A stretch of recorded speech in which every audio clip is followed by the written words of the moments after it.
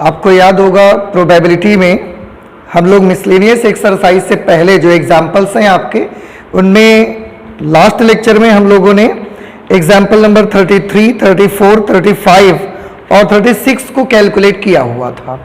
आज और उससे आगे चलेंगे हम लोग, तो एग्जाम्पल एक और बाकी रह गया है हमारा, जो कि 37 नंबर एग्जाम्पल है।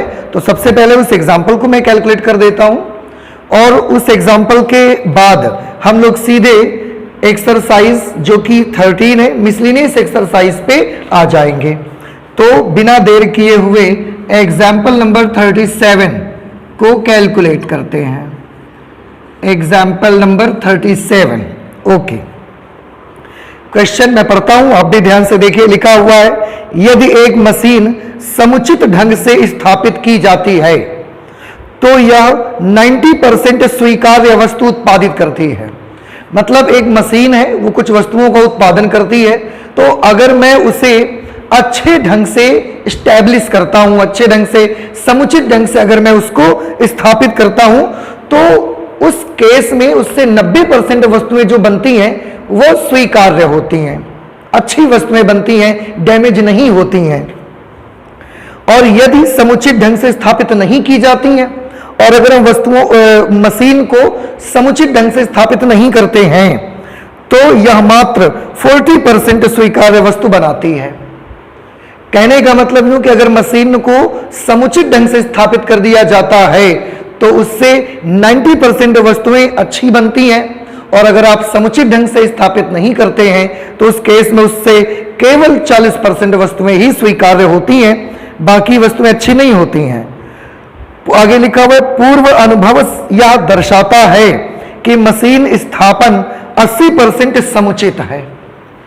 हमारा जो पहले का एक्सपीरियंस है उससे में पता चलता है कि जब मशीन को स्थापित किया जाता है तो 80% केसेस में मशीन समुचित ढंग से स्थापित हो जाती है, लेकिन 20% केसेस ऐसे होते हैं जिसमें मशीन का स्थापन समुचित नहीं हो पाता है। होंगे उसके कोई रीजन अपने, नहीं हो पाता है।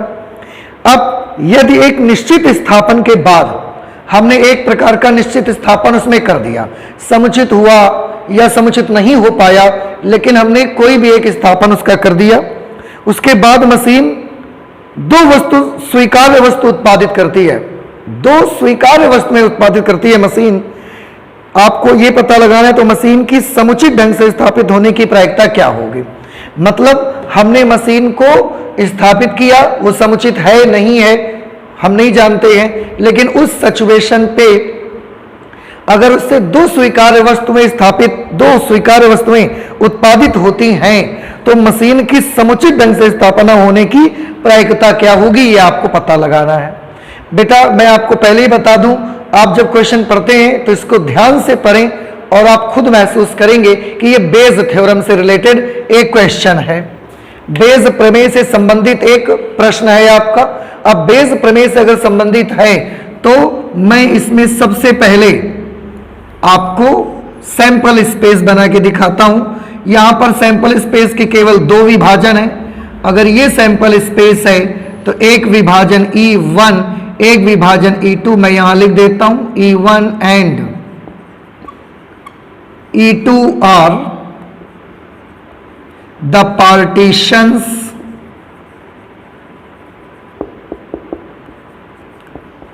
Of S. सैंपल स्पेस के दो विभाजन हैं। कौन से दो विभाजन हैं? अब आप मुझे बताइए, जैसा कि हम लोग पता लगाते थे विभाजन में क्या लिखना चाहिए मुझको, तो मैंने आपको ये बताया हुआ है कि विभाजन में आपको ये लिखना होता है कि पहले देखिए, पहले मशीन की स्थापना होगी या पहले वस्तुएं बनना शुरू हो जाएंगी। तो बड़ा सिंपल सा जवाब है बेटा कि पहले हम मशीन को स्थापित करेंगे और उसके बाद ही तो हम उससे वस्तुओं का उत्पादन करना स्टार्ट करेंगे। तो हमारे सैंपल स्पेस के क्या दो विभाजन बनेंगे? मशीन की स्थापना से संबंधित, अर्थात या तो मशीन समुचित ढंग से स्थापित होगी या मशीन समुचित ढंग से स्थापित नहीं होगी। ये हमारे सैंपल स्पेस के दो विभाजन होंगे। तो पहले सबसे मैं इसी को लिख लेता हूं, मैं लिख लेता हूं माना घटना E1 मशीन के समुचित ढंग से स्थापित होने की घटना। मशीन के समुचित ढंग से स्थापित होने की घटना है। अच्छा, दूसरा विभाजन, ऐसा भी हो सकता है कि मशीन समुचित ढंग से स्थापित ना भी हो पाए, ऐसा भी हो सकता है। तो मशीन के समुचित ढंग से स्थापित ना होने की घटना, ये सैंपल स्पेस के दो विभाजन होंगे, यानी कि पहले या तो मशीन समुचित ढंग से स्थापित हो जाएगी या समुचित ढंग से स्थापित नहीं होगी, उसके बाद ही उत्पादन होना स्टार्ट होगा, इसलिए ये दो विभाजन उसके होंगे।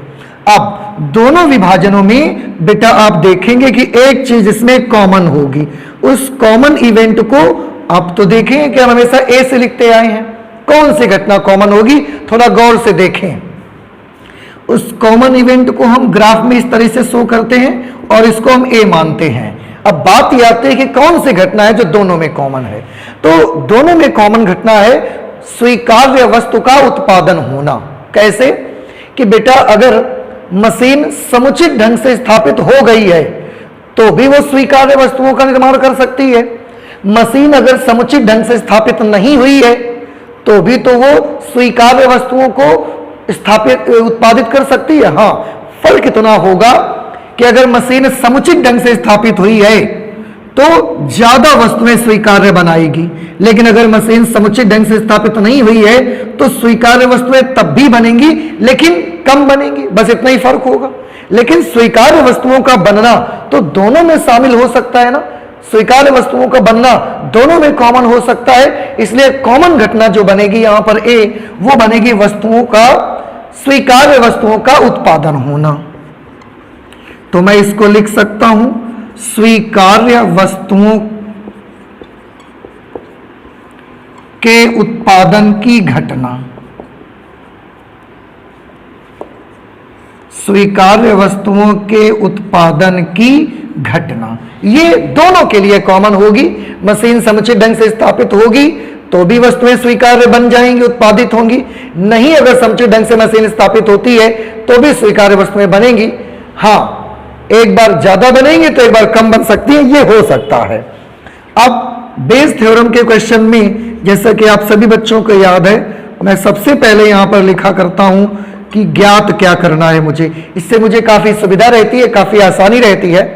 तो मुझे मालूम करना है कि यदि एक निश्चित स्थापना के बाद मशीन दो स्वीकार्य वस्तु उत्पादित करती है तो मशीन के समुचित ढंग से स्थापित होने की प्रायिकता क्या है।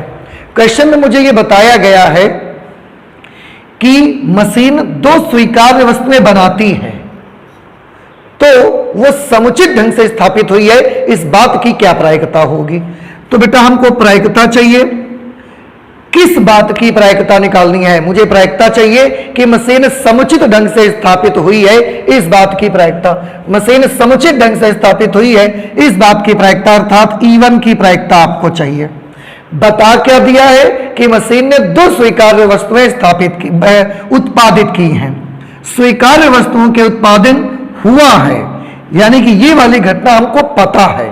तो जो चीज हमें ज्ञात है उसे हम बटे में लिख देते हैं, डिनोमिनेटर में लिख देते हैं। इस तरह से मुझे प्रोबेबिलिटी ऑफ E1 अपॉन ए चाहिए। एक बार फिर से सभी बच्चे देख सकते हैं, मुझे ज्ञात क्या है, ज्ञात ये है कि मशीन ने स्थापन होने के बाद दो स्वीकार्य वस्तुएं बनाई हैं। तो स्वीकार्य वस्तुएं बनी हैं, स्वीकार्य वस्तुएं उत्पादित हुई हैं, ये हमको पता है तो मैंने इसको नीचे लिख दिया।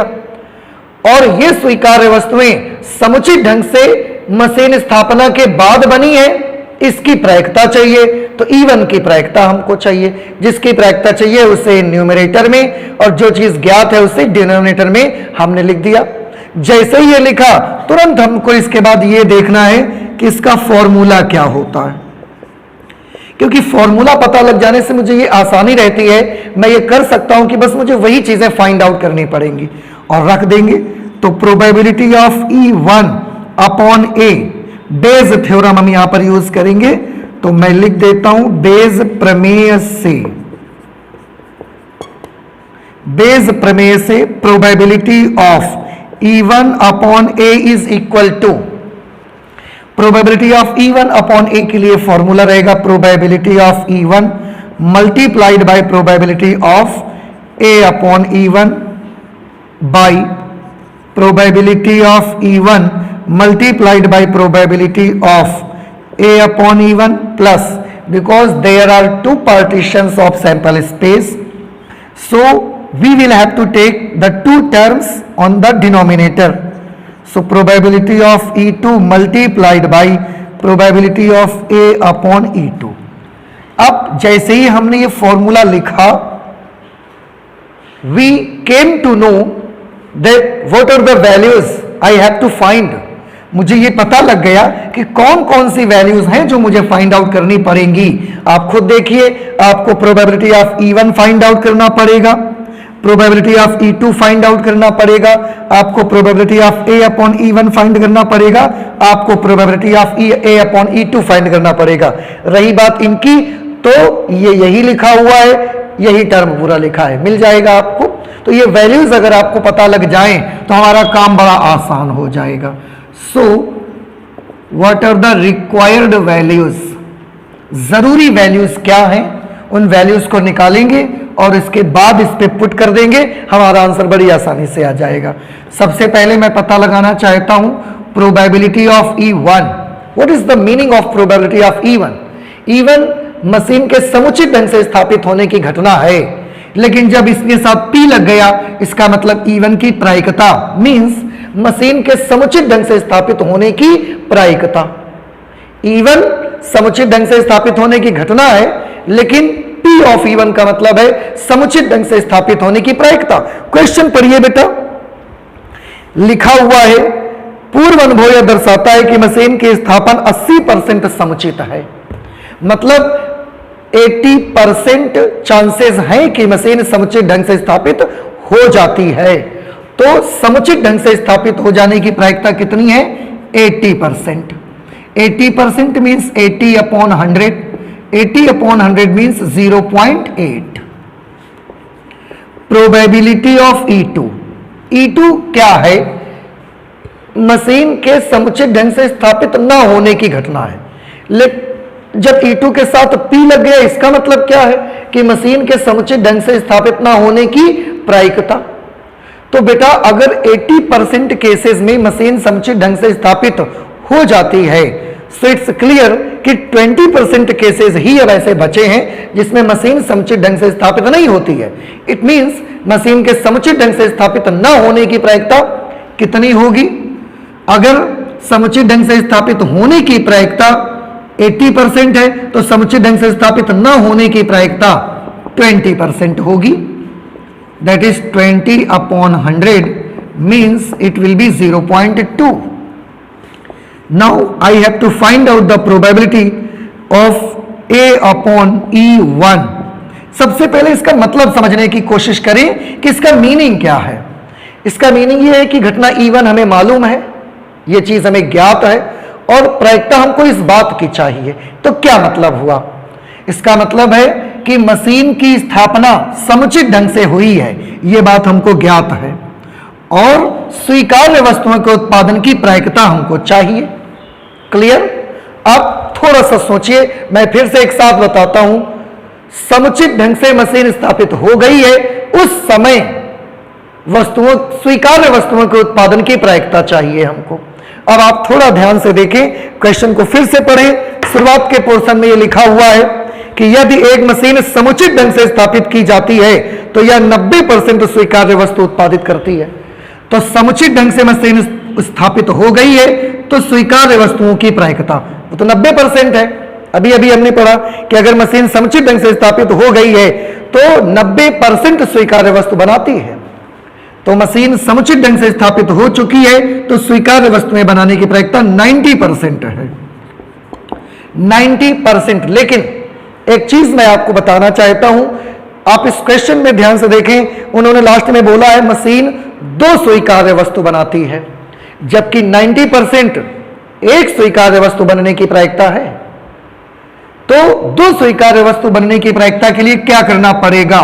मुझे एक 90% का और मल्टीप्लिकेशन करना पड़ेगा।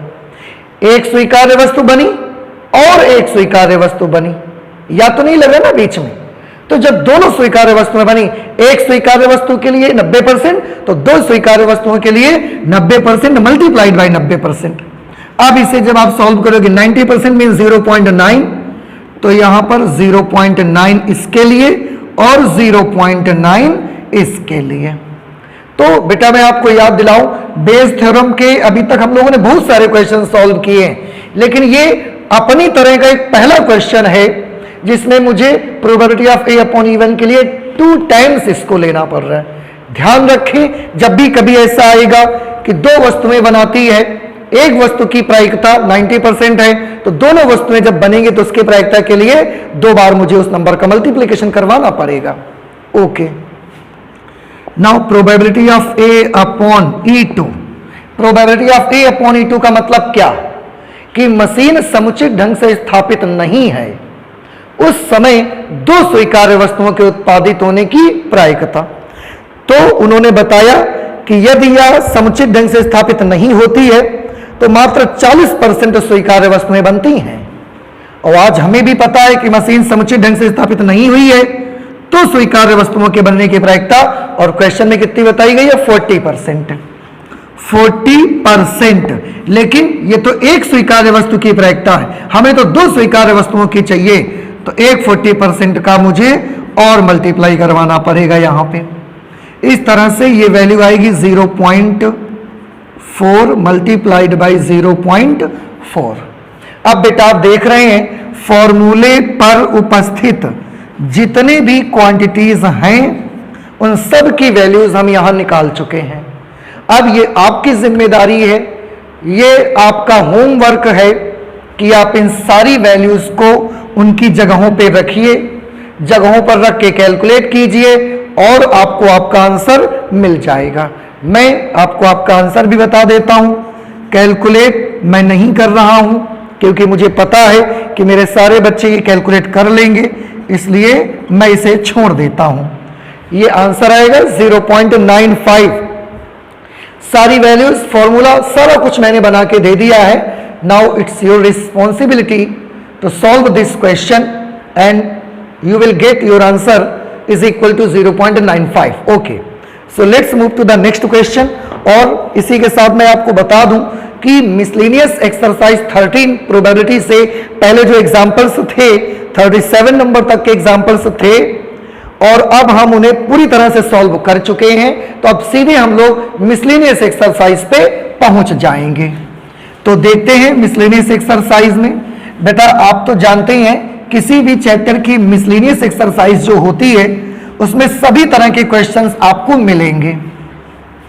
तो अभी तक जो भी आपने एक्सरसाइजेस पढ़ी प्रोबेबिलिटी से रिलेटेड, उनमें कभी आपने कंडीशनल प्रोबेबिलिटी पढ़ी, कभी आपने बेस थ्योरम पढ़ी, कभी आपने प्रोबेबिलिटी डिस्ट्रीब्यूशन बनाना सीखा, तो कभी बायनोमियल डिस्ट्रीब्यूशन बनाना सीखा, लेकिन वो सब आपने अलग अलग एक्सरसाइजेस में सीखा था।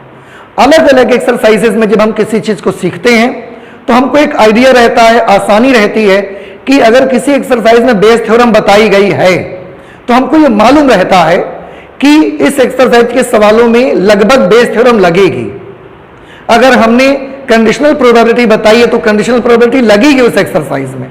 अगर हमने प्रोबेबिलिटी डिस्ट्रीब्यूशन बताया है तो इसका मतलब है कि उस एक्सरसाइज के अधिकतर क्वेश्चंस में प्रोबेबिलिटी डिस्ट्रीब्यूशन ही लगेगा, बायनोमियल डिस्ट्रीब्यूशन ही लगेगा।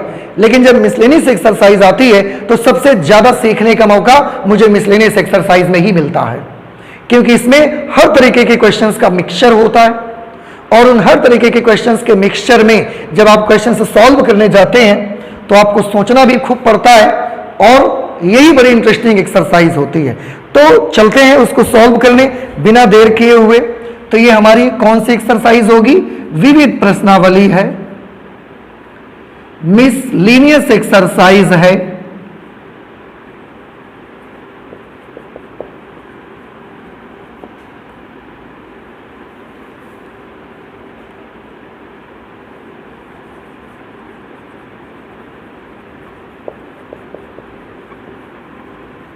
मिसलेनियस एक्सरसाइज 13 और क्वेश्चन नंबर 1 देखते हैं। क्वेश्चन नंबर 1 क्या है? ए और बी इस प्रकार घटनाएं हैं कि probability of A is not equal to 0। A और बी दो घटनाएं हैं जिनमें आपको बताया गया कि probability of A is not equal to 0, यानी कि ए की प्रायिकता शून्य के बराबर नहीं है। प्रोबेबिलिटी ऑफ बी अपॉन ए ज्ञात कीजिए। प्रोबेबिलिटी ऑफ बी अपॉन ए हमको ज्ञात करना है, तो मैंने क्वेश्चन मार्क लगा लिया। फर्स्ट पार्ट दिया गया है इसका, क्वेश्चन 1 है और 1 में फर्स्ट पार्ट ए समुच्चय बी का उप समुच्चय है। ए समुच्चय बी का उप समुच्चय है। ए समुच्चय बी का उप समुच्चय है। और इसका जो सेकंड पार्ट हमको दिया गया है उसमें लिखा है A intersection B is equal to 5। Okay, फिर से मैं एक बार बता दूं, हमको बताया गया कि प्रोबेबिलिटी ए की शून्य के बराबर नहीं है। दूसरी चीज probability of B upon A find करना है। बेटा इसको देख के ही सारे बच्चे समझ गए कि सप्रतिबंधित प्रायिकता का फॉर्मूला यहां पर यूज करना रहेगा हमको। फर्स्ट पार्ट है ए समुच्चय बी का उप समुच्चय है। बेटा याद करिए, समुच्चय ए समुच्चय बी का उप समुच्चय कब होता है? मैं एक छोटा सा एग्जांपल आपको दे के दिखाता हूं। एक समुच्चय ए है ए बी सी और एक समुच्चय बी है ए बी सी डी हमने मान लिया। अब आप देख रहे हैं ए समुच्चय के सभी अवयव समुच्चय बी में मौजूद हैं और बी में कम से कम एक अवयव ऐसा है जो ए में नहीं है। तो ऐसे सिचुएशन पे ए को बी का उप समुच्चय बोल देंगे। ओके, अब मैं ये एग्जांपल दिखा रहा हूं। अगर ए बी का उप समुच्चय है तो उस सिचुएशन पे मुझे आप ए इंटरसेक्शन बी की वैल्यू बता सकते हैं क्या होगी। ए बी का इंटरसेक्शन करिए, दोनों में कॉमन एलिमेंट्स लीजिए। तो ए बी सी कॉमन है, तो यहां पर क्या एलिमेंट्स आ जाएंगे? यहां पर आ जाएगा ए बी सी का मतलब क्या आएगा? क्या बी आया या ए आया? तो बी नहीं आया क्योंकि बी में तो डी भी है, ए जरूर आया। इट मींस मैं आपको यह बताना चाहता था कि अगर समुच्चय ए समुच्चय बी का उप समुच्चय है, उस सिचुएशन पे ए इंटरसेक्शन बी की वैल्यू ए की वैल्यू के बराबर आती है। मैं ये आपको बताना चाहता था। अब मुझे तो इसकी वैल्यू फाइंड करनी है, तो चलिए सॉल्व करना शुरू करते हैं। Solution, probability of B upon A is equal to, बेटा याद करिए सप्रतिबंधित प्रायिकता है, कंडीशनल प्रोबेबिलिटी है। What is the formula? Formula is probability of A intersection B upon probability of A. Okay, probability of A intersection B, you can see that in place of A intersection B we can write A. So in place of A intersection B we can write A, so it will be probability of A upon probability of A according to formula. Probability upon A, probability of A upon probability of A, so the answer will be 1. आपने देखा कि question number 1 के first part का जवाब हमको कितना मिल गया? 1। I hope कि आपको समझ में भी आ गया होगा।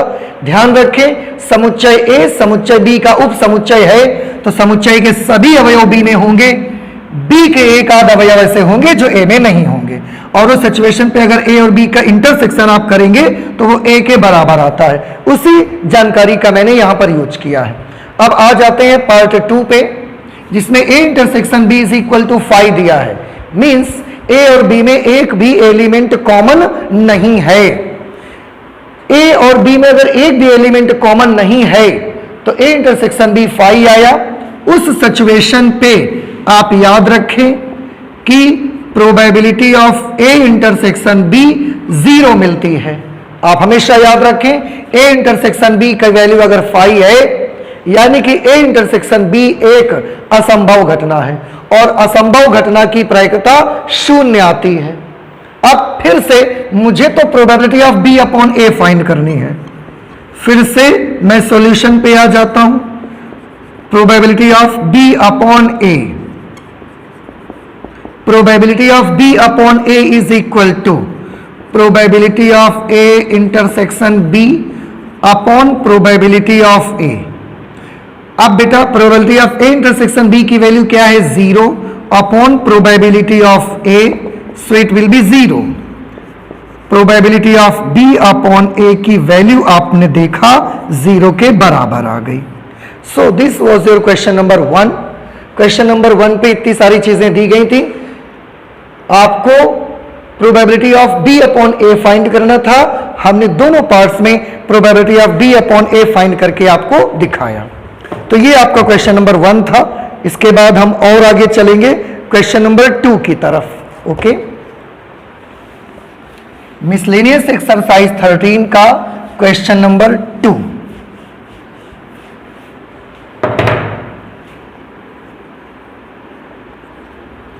क्वेश्चन नंबर 2 पे आ जाते हैं। लिखा हुआ है एक दंपति के 2 बच्चे हैं, मतलब एक हस्बैंड एंड वाइफ हैं, उनके 2 बच्चे हैं। अगर हस्बैंड एंड वाइफ के 2 बच्चे हैं तो सबसे पहले इतनी जानकारी से ही केवल मैं सैंपल स्पेस बना सकता हूं। तो मैं सैंपल स्पेस बना लेता हूं। हो सकता है जो 2 बच्चे हैं इनमें से बॉय और गर्ल कोई भी हो सकते हैं, दोनों बच्चे। तो अगर मैं उसका सैंपल स्पेस बनाता हूं तो मैं बॉय के लिए बी और गर्ल के लिए जी ले लेता हूं। तो ऐसा हो सकता है कि दोनों ही बच्चे बॉय चाइल्ड हों, पहला बच्चा भी लड़का हो, दूसरा बच्चा भी लड़का ही है।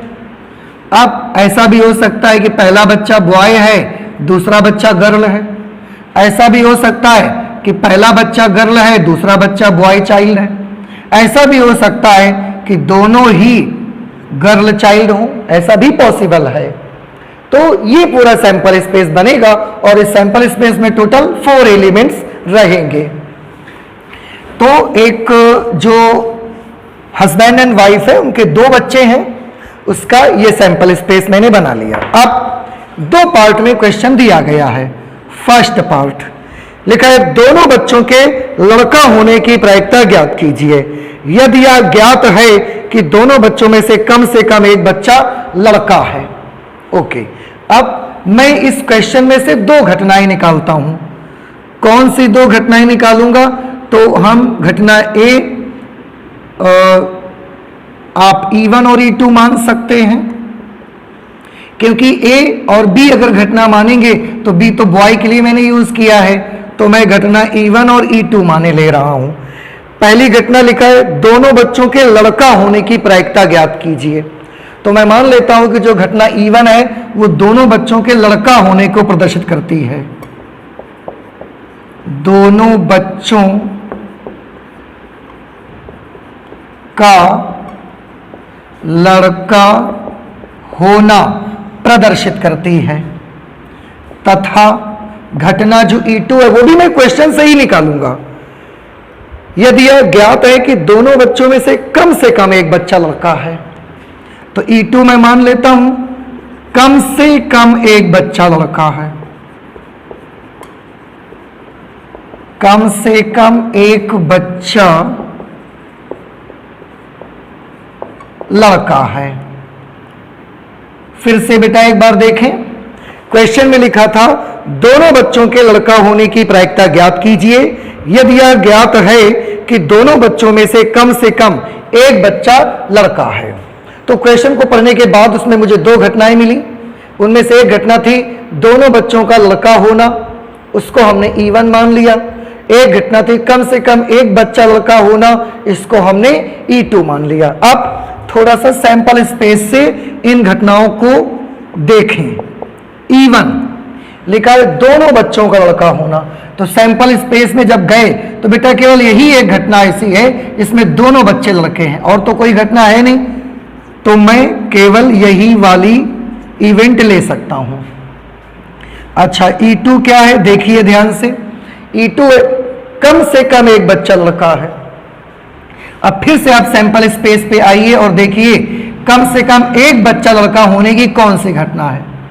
कम से कम एक बच्चा लड़का होने का मतलब है जब कम से कम बच्चे लड़के हों तो एक हो, अदरवाइज एक से ज्यादा भी हो।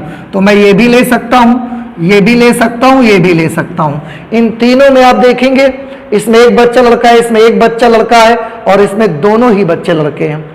कुल मिला के तीनों में अगर आप गौर करें तो कम से कम एक बच्चा तो लड़का मिल ही रहा है आपको।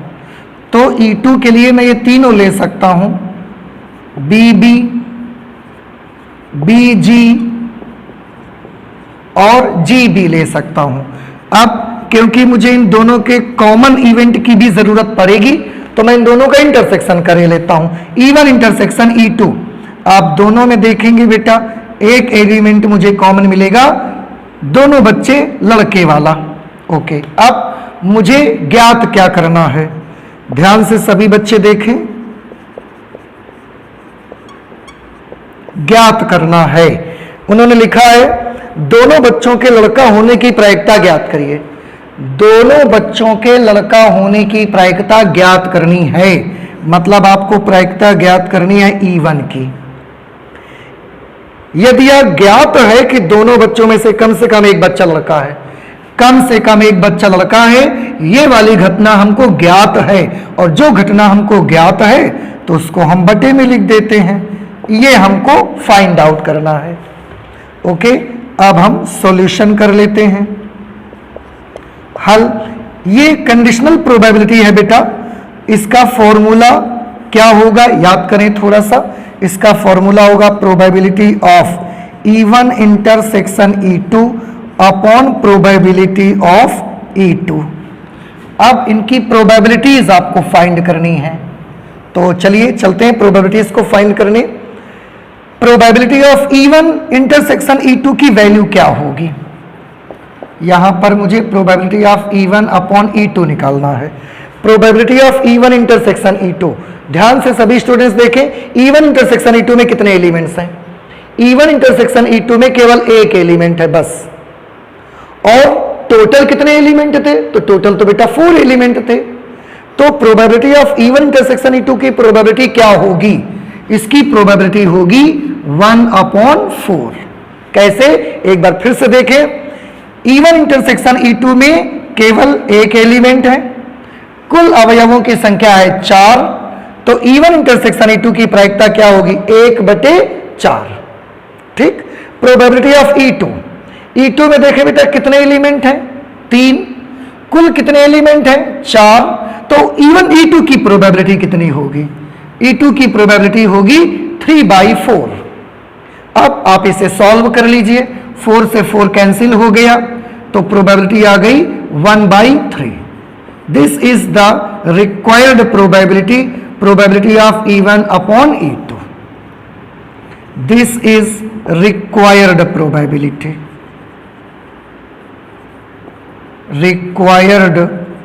Probability, okay. तो इस तरह से हमने पार्ट 1 को सॉल्व किया। अब चलते हैं इसी के पार्ट 2 पे। पार्ट 2 को भी सॉल्व कर लेते हैं जरा। इसका पार्ट 2 देखिए। पार्ट 2 पे बोला जा रहा है, देखिए बेटा क्योंकि क्वेश्चन वही है, सैंपल स्पेस तो वही रहेगा।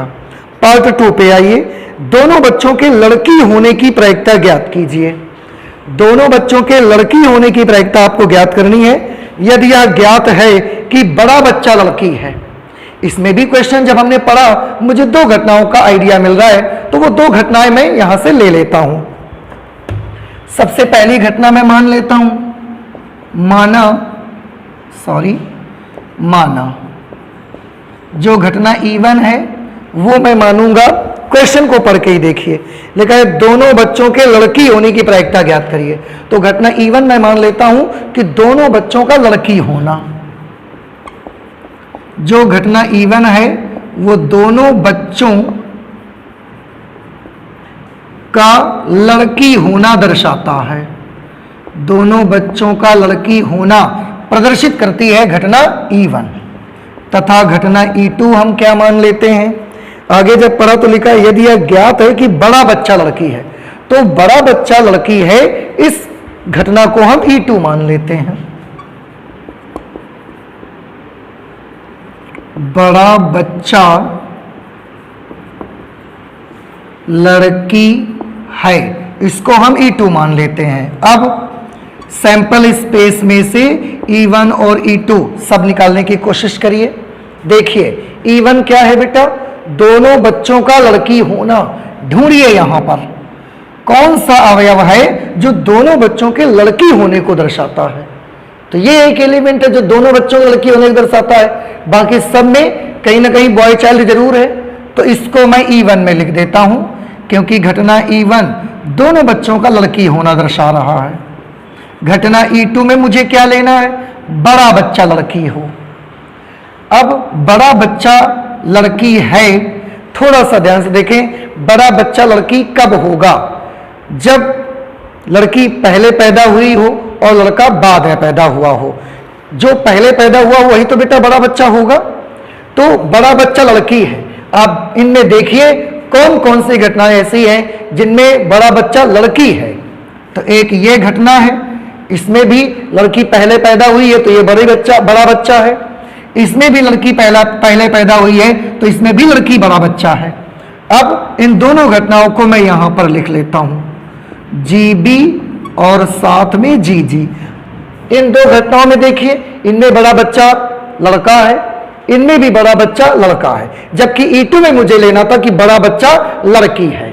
मैंने वो ले लिया। अब क्योंकि मुझे जरूरत पड़ेगी मैं इन दोनों का कॉमन भी ले लेता हूं, इंटरसेक्शन भी कर लेता हूं। बेटा दोनों का इंटरसेक्शन कीजिए, क्या मिलेगा देखिए। तो दोनों के इंटरसेक्शन पे मुझे मिलेगा GG। अब मैं आपको probability of E1 intersection E2 भी बता देता हूं कितना होगा। Probability of E1 intersection E2, सभी बच्चे गौर से देखें, E1 इंटरसेक्शन E2 में कितने एलिमेंट हैं, केवल एक एलिमेंट है।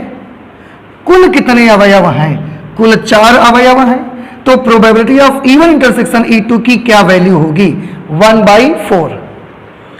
E1 इंटरसेक्शन E2 में एक एलिमेंट, टोटल एलिमेंट 4, तो probability of E1 intersection E2 की वैल्यू होगी 1/4।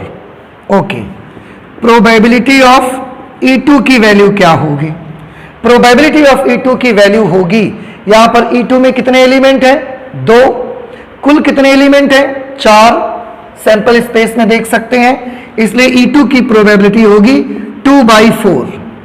ओके, हमें ज्ञात क्या करना है, हमें ज्ञात करना है, मैं यहां पर लिख लेता हूं कि मुझे ज्ञात क्या करना है।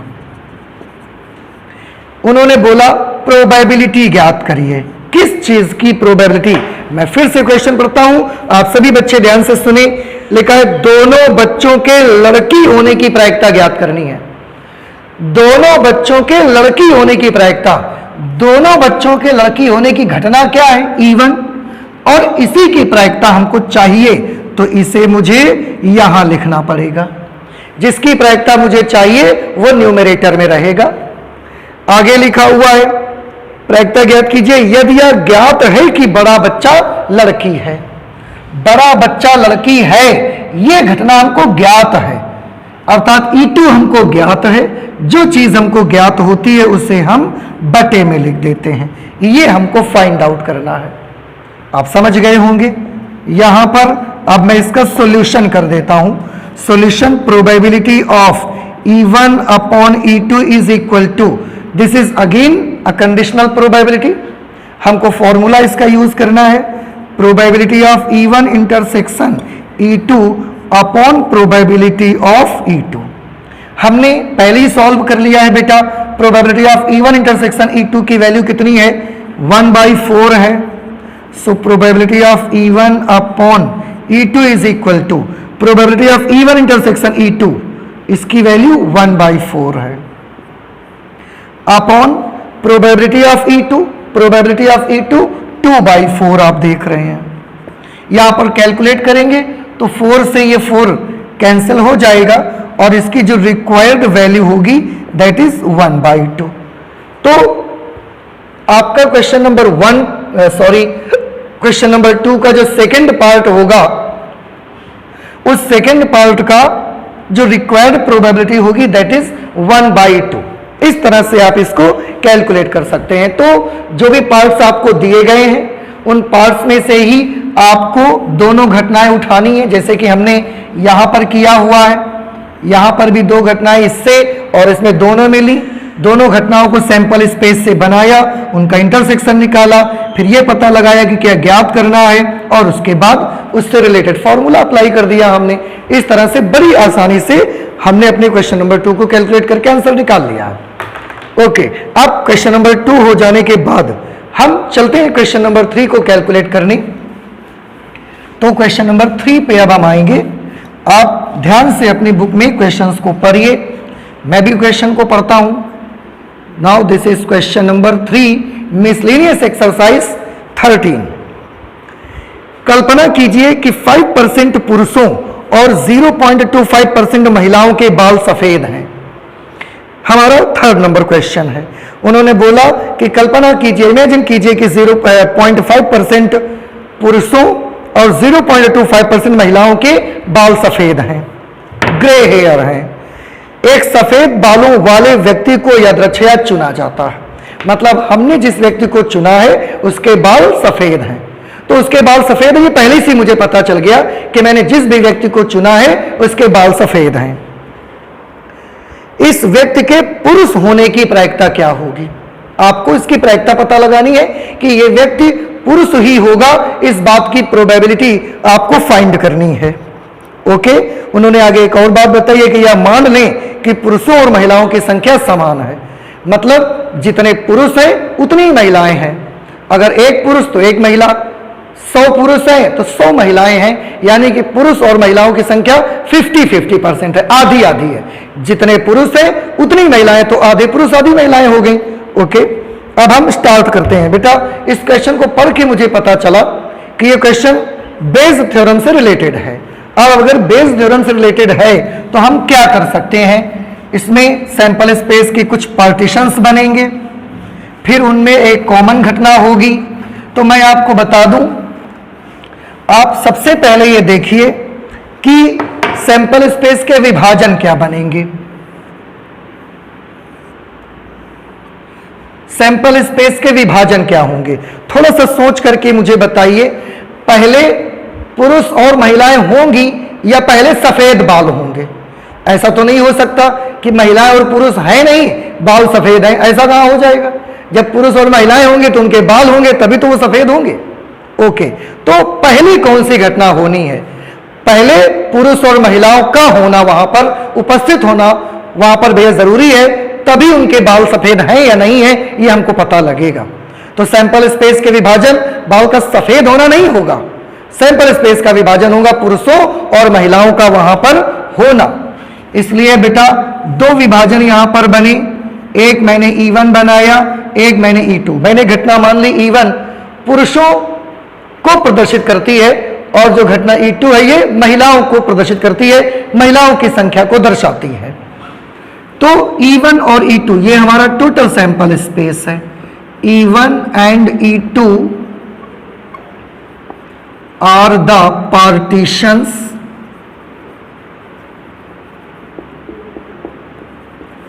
Of sample space. ये सैंपल स्पेस के 2 विभाजन हैं। अगर ये सैंपल स्पेस के 2 विभाजन हैं तो अब सबसे पहले मैं इनका जिक्र कर लेता हूं, लिख लेता हूं। मैं यहां पर लिख दिया माना घटना E1। घटना E1 जो है वो क्या है? तो जैसे कि मैंने अभी भी बताया कि माना घटना E1 पुरुषों की संख्या को दर्शाती है। माना घटना E1 पुरुषों की संख्या को दर्शाती है।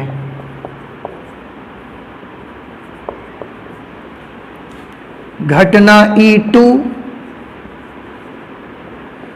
महिलाओं की संख्या को दर्शाती है। घटना E2 महिलाओं की संख्या को दर्शाती है, ये हमने मान लिया। तो हमने 2 विभाजन कर दिए। ये वाला पोर्शन पुरुषों की संख्या को दर्शाएगा और पूरे सैंपल स्पेस में ये वाला पोर्शन महिलाओं की संख्या को दर्शाएगा। अब बात आती है कि दोनों में कॉमन कौन सी घटना होगी। तो बड़ा सिंपल है, जब बेटा आप सवाल को पढ़िए आपको पता चलेगा एक सफेद बालों वाले व्यक्ति को यादृच्छिक चुना गया। तो जब हमने चुना तो वो व्यक्ति कैसा आया, सफेद बाल होना। तो आप थोड़ा ध्यान से देखें बेटा, वो पुरुष हो या महिला हो, बाल तो सफेद दोनों में से किसी के भी हो सकते हैं ना। तो ये जो घटना बालों का सफेद होना है, ये पुरुषों में भी हो सकती है, बालों का सफेद होने की घटना महिलाओं में भी तो हो सकती है, क्योंकि बाल पुरुषों के भी ग्रे हो सकते हैं और बाल महिलाओं के भी ग्रे हो सकते हैं। इसलिए बालों का सफेद होना ये दोनों में कॉमन होगा, चाहे पुरुष हो या महिलाएं हो। तो ये कॉमन घटना है। इस घटना का भी मैं यहां पर जिक्र कर देता हूं। माना घटना ए बालों का सफेद होना दर्शाती है, बालों के सफेद होने को, बालों के सफेद होने की घटना, ऐसे लिख देते हैं इसको। तो ये दोनों में कॉमन है, क्योंकि बाल तो चाहे पुरुष हो या महिलाएं दोनों के सफेद हो सकते हैं। अब जैसे ही हमने लिखा, सबसे पहले मैं ये लिखना चाहता हूं कि हमको ज्ञात क्या करना है। आप भी बेटा गौर से समझने की कोशिश करें। जरूर हमको प्रायिकता ही पता लगानी है, किसकी चाहिए वो पता लगाते हैं।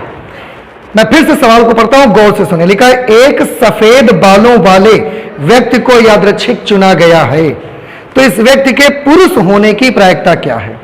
बेटा अगर आप इसको ध्यान से समझते हैं तो एक बात तो साफ है कि जिस व्यक्ति को आपने चुना उसके बाल सफेद हैं, क्योंकि उसने बोला है कि सफेद बालों वाले व्यक्ति को यादृच्छिक चुना गया। तो मतलब हमने जिस भी व्यक्ति को चुना है उसके बाल तो सफेद ही हैं। ये वाली घटना हमको क्या हो गई, ज्ञात हो गई। और बेटा जो घटना हमको ज्ञात होती है उसे तो हम बटे में लिख देते हैं। तो उस जिस व्यक्ति को चुना गया है उसके बाल सफेद हैं, ये वाली घटना अर्थात घटना ए हमको ज्ञात है। ज्ञात है तो हम ए को अपॉन में लिख देते हैं। प्रायिकता किस चीज की चाहिए, उन्होंने बोला कि इस व्यक्ति के पुरुष होने की प्रायिकता बताइए। सबसे पहले ये देखो पुरुष होने की घटना कौन सी है। पुरुषों की संख्या को दर्शाने वाली घटना है E1 और इसी की प्रायिकता हमको चाहिए, यानी कि E1 की प्रायिकता हमको चाहिए। तो जिसकी प्रायिकता मुझे चाहिए उसको मैंने न्यूमरेटर में लिख दिया। एक बार फिर से आप क्लियर कर लें सारी चीजें। मैंने जिस व्यक्ति को चुना है उसके बाल सफेद हैं, ये वाली बात हमको मालूम है, तो मैंने बालों के सफेद होने की घटना को डिनोमिनेटर में कर दिया। इसके बाद वो व्यक्ति पुरुष है, इस बात की क्या प्रायिकता है, तो पुरुष होने की घटना E1 है, E1 की प्रायिकता हमको चाहिए। तो ये हमको प्रोबेबिलिटी चाहिए E1 upon A, probability of E1 upon A. मैं इसे और भी अच्छे से लिख देता हूं। इसके बाद जब मुझे ये पता चल गया कि इसकी वैल्यू मुझे फाइंड आउट करनी है, तो सबसे पहले मैं जानने की कोशिश करूंगा कि फॉर्मूला कौन सा लगने वाला है। तो बेटा आप जानते हैं एक से सैंपल स्पेस के एक से ज्यादा विभाजन है, उसके साथ कंडीशनल प्रोबेबिलिटी है, तो जाहिर सी बात है यहां पर बेज थ्योरम लगेगी। तो मैं यहां पर बेज प्रमेय का इस्तेमाल करूंगा। बेज प्रमेय से प्रोबेबिलिटी ऑफ E1 अपॉन ए, आप बता सकते हैं मुझे क्या फॉर्मूला लगेगा। Probability of E1 multiplied by probability of A upon E1 upon probability of E1 multiplied by probability of A upon E1 plus probability of E2 multiplied by probability of A upon E2। क्योंकि दो विभाजन है तो दो पद ही मुझे यहां नीचे लिखने पड़ेंगे। और जैसे ही मैं इसका फॉर्मूला पता लगाता हूं, तुरंत अब मुझे जरूरत है यहां पर जिन वैल्यूज की मुझे आवश्यकता है वो वैल्यूज क्या होंगी वो निकालूंगा और मैं इस पर आकर के रख दूंगा। तो अब मैं आ जाता हूं रिक्वायर्ड वैल्यूज पे। आवश्यक मान क्या है, किन चीजों की मुझे जरूरत है वो मैं यहां पर लिख देता हूं। रिक्वायर्ड वैल्यूज, सबसे पहले मैं प्रोबेबिलिटी ऑफ E1 फाइंड करना चाहता हूं। प्रोबेबिलिटी ऑफ E1 का क्या मीनिंग है, तो E1 का क्या मतलब है, पुरुषों की संख्या को दर्शाने वाली घटना E1 है, तो E1 की प्रायिकता क्या होगी फिर, अर्थात पुरुषों की प्रायिकता क्या होगी। तो बेटा बड़ा सिंपल है, क्वेश्चन में हमको बताया गया है कि पुरुषों और महिलाओं की संख्या बराबर बराबर है। अगर एक पुरुष है तो एक ही महिला है। इसी से आप सोच लीजिए कि कुल जनसंख्या में जितने लोगों का हमने टेस्ट किया है उन सभी लोगों में से 50% पुरुष हैं, 50% महिलाएं हैं, आधे आधे है ना दोनों। तो अगर 50% पुरुष 50% महिलाएं हैं तो उनकी प्रायिकता कितनी होगी? आंसर है 1/2। 50% का मतलब 1/2 पुरुषों की।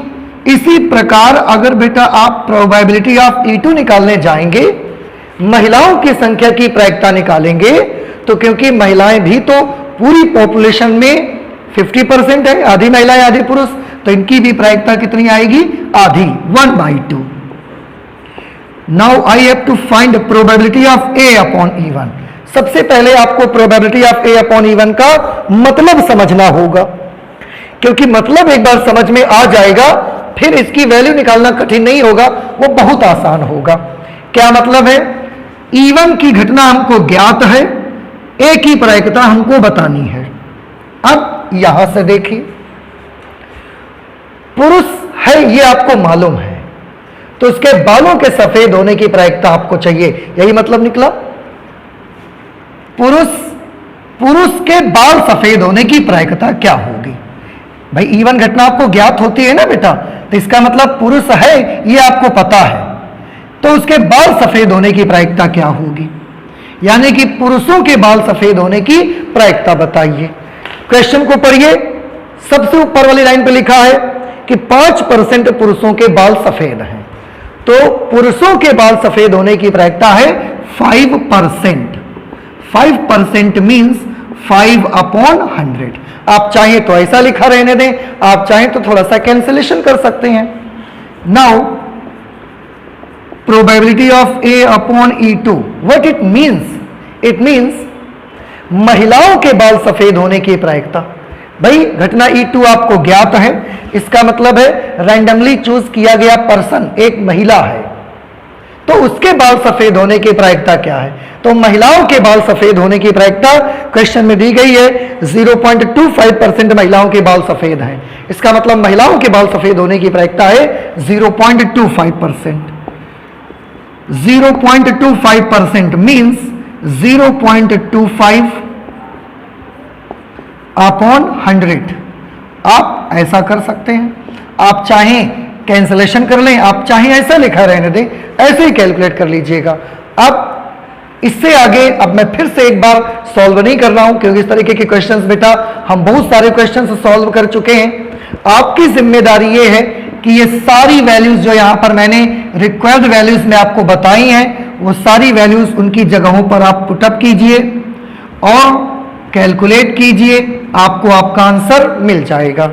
आंसर क्या मिलेगा मैं बता देता हूं। मिसलेनियस एक्सरसाइज 13 है, मैं चेक करके इसका आंसर आपको बता देता हूं। विविध प्रश्नावली 13 में 3rd नंबर क्वेश्चन है। 3rd नंबर का क्वेश्चन आपका आएगा 20/21। So the answer will be 20/21। This will be our answer. इस तरह से आपने देखा कि मिसलेनियस एक्सरसाइज में हम क्वेश्चन नंबर 3 तक पहुंच चुके हैं। बेटा इससे आगे के भी सवाल हम और भी सॉल्व करेंगे, लेकिन अब आज हम इसके क्वेश्चंस को सॉल्व नहीं करेंगे, क्योंकि अब आज करेंगे तो थोड़ा और ज़्यादा टाइम हमारा बढ़ जाएगा। इसलिए मैं आज क्वेश्चन नंबर 3 तक ही रख लेता हूं। आप इनके क्वेश्चंस को जरूर लगाते रहिए, सॉल्व करते रहिए, प्रैक्टिस करते रहिए, because practice makes a man perfect. तो आज इतना ही रखते हैं, चलते हैं, मिलते हैं नेक्स्ट लेक्चर पे। Thank you.